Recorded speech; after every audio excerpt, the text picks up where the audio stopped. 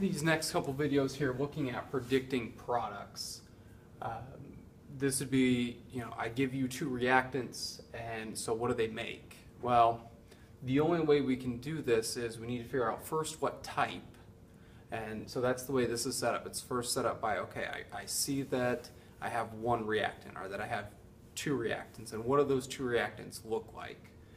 So first you got to find what type, and then some of these kind of have subtypes. So it is difficult, but definitely doable once you start looking at and seeing a lot of these.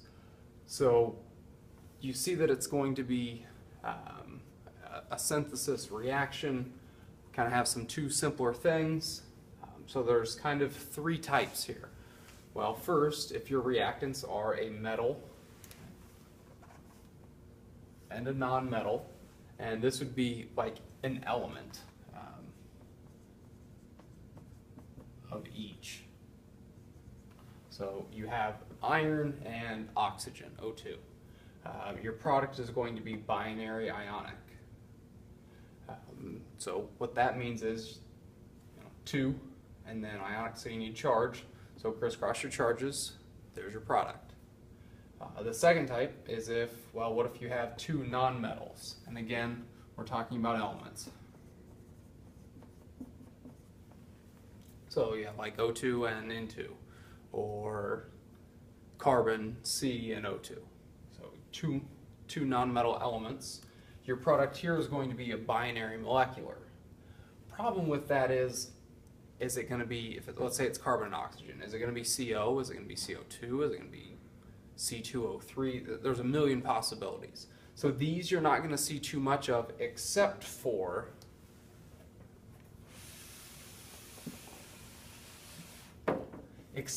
these three cases. These are the ones to look for if you see two nonmetals. The first one, production of water. H2 plus O2, it will make water every time. The other one, and this is a very important process in chemistry, it's called the Haber process. I believe the guy won the Nobel Prize for this because of its importance of producing this stuff. So H2 plus N2 makes NH3, which is ammonia, which we use as a fertilizer. So this is the reason why we can grow enough food to support 7 billion people. So very important process. You just need to know that, okay, H2, anytime I see H2 and N2, that it's making this stuff. Now, these reactions aren't balanced, obviously, but you can do that now. The last one looks a little weird. Same thing. H2 plus a halogen. So something like, out there in group 7A, where you're producing then the hydrogen and the halogen. So X, any halogen there, fluorine, chlorine, iodine, bromine. So that's if you have two nonmetals. The last one, if you have two molecular compounds.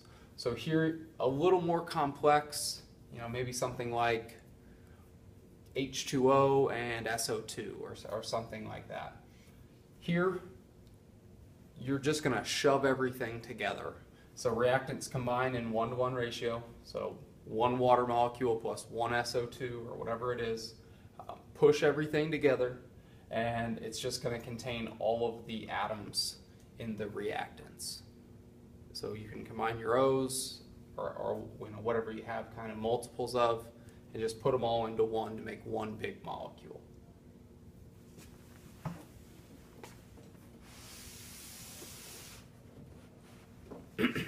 So those were all synthesis reactions. You're starting with very simple reactants forming one product. Here, decomposition, well, you got to identify it as that first, and that is, well, I see one reactant. Instantly, you got to think decomposition. So that one thing is going to break up. The first thing is, well, if your reactant is binary ionic, well, it's just the opposite of the synthesis. So your products are going to be your two elements, where you have one metal and one nonmetal. The second type is if you have one of those binary molecular. Well, most are going to break up into an element in a simpler compound. And we're going to show you examples of all of these in class. I just wanted you to get the notes out of the way here. So these are going to be the ones we need to work on a little bit. And then here, those three that always break up into two elements. So think about the synthesis reaction to make H2O and NH3 and HX. These again are just the exact opposite. So reverse of the synthesis reactions we just talked about. So these are decomposition.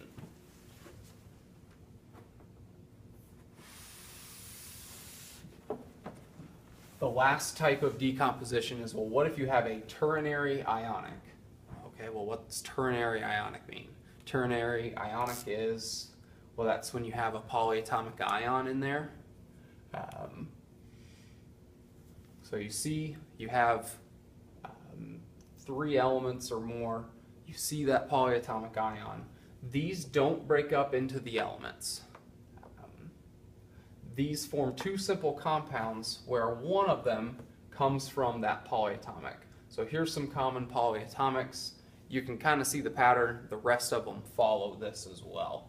So if you see the polyatomic ion, this is nitrate, so NO3, and it's a polyatomic ion, so it does have that charge. When it's in a compound, let's say it was NO3, you're not going to be able to identify it based on that charge. You're just going to have to see, hey, look, it's ionic and I have that polyatomic. But what that's going to happen is it's going to break up into NO2, and I guess I can show you this one, because in the case I gave you, it's going to break up into this plus, well, whatever's left over. So in this case, NaO, that's an ionic compound, so cross my charges, Na2O in this case. Next one kind of follows the same thing. You lose an oxygen and breaks up into SO3 gas plus, again, what's ever left over. That would be attached to this SO4. Same thing here. Carbonate, CO3 2- is going to break up into carbon dioxide gas plus what's left over. And then the last one, that ammonium plus, whatever it's attached to, going to break up into ammonia gas, that NH3, plus, again, whatever's left over. I know that's a lot of notes, that's a lot of writing, and that's only for the first 2 types of reactions. In part 2, we'll talk about the other 3, much, much shorter, not as many kind of subcategories and things to worry about there. So make sure you do watch part 2 to get the rest of these.